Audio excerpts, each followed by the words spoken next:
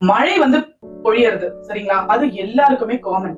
உங்களுக்கும் காமன், எனக்கும் common, விவசாயிக்கும் common, மத்த வேலை செய்யறவங்களுக்கும் அது வந்து ஒரு பொதுவான விஷயம். அதே மழை வரும்போது யாரு சந்தோஷப்படுறா? விவசாயிகள் சந்தோஷப்படுறான். வறண்டு போன நிலத்துக்கு தண்ணி கொடுக்குது. பாரி நல்லா இருக்கணும்னா மாறி வரணும்னு சொல்லுவாங்க. ஆனா அதே மழைய பார்த்து மண்பானை செய்யற குயவன் வந்து பயப்படுறான். ஐயோ மழை வந்தா என்ன ஆகுறது? நான் செஞ்சு வச்சதெல்லாம் கரைஞ்சிரும். ஒரு செங்கல் சூளையா இருக்கட்டும், இல்ல ஒரு மண்பானை செய்யறவரா இருக்கட்டும், அவங்க எல்லாம் கவலைப்படுறாங்க. சோ இதுல இருந்து உங்களுக்கு என்ன புரியுது மக்களே? உலகத்துல யாரையுமே நம்ம வந்து திருப்திப்படுத்த முடியாது. எல்லாமே வந்து அவங்கவங்களோட விஷனை தான் பாக்குறாங்க. அவங்களோட விஷன் என்னவோ, அவங்களோட தேவை என்னவோ, அதை வச்சுதான் இந்த உலகத்தையே பாக்குறாங்க. சோ இன்னைக்கு நாம ஒருத்தருக்கு நல்லவனா இருக்கிறவது, இன்னொருத்தவங்க கண்ணுக்கு நம்ம நல்லவனா இருக்க முடியாது. நாம ஒருத்தருக்கு நல்லவங்களா இருந்தா, இன்னொருத்தவனுக்கு நம்ம கெட்டவங்களா இருக்கும். சோ அதனால யாருக்கும் நாம நம்மள ப்ரூவ் பண்ண வேண்டிய அவசியம் இல்லைங்க.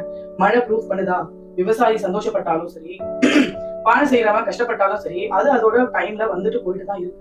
கடல் அலையும் ஓயாம அடிச்சுட்டு தான் இருக்கு. அதே மாதிரிதான் இந்த நேச்சர் கிட்ட இருந்து நம்ம கத்துக்க வேண்டிய விஷயம், யார் ஒருத்தவங்க புகழ்ந்தாலும் இழந்தாலும் சமநிலையில இருந்து நாம நம்மளோட ஆக்டிவிட்டிஸை பெர்ஃபார்ம் பண்ணணும்ன்றதுதான் கீதை சொல்லுது. அததான் கிருஷ்ணர் சொல்றாரு.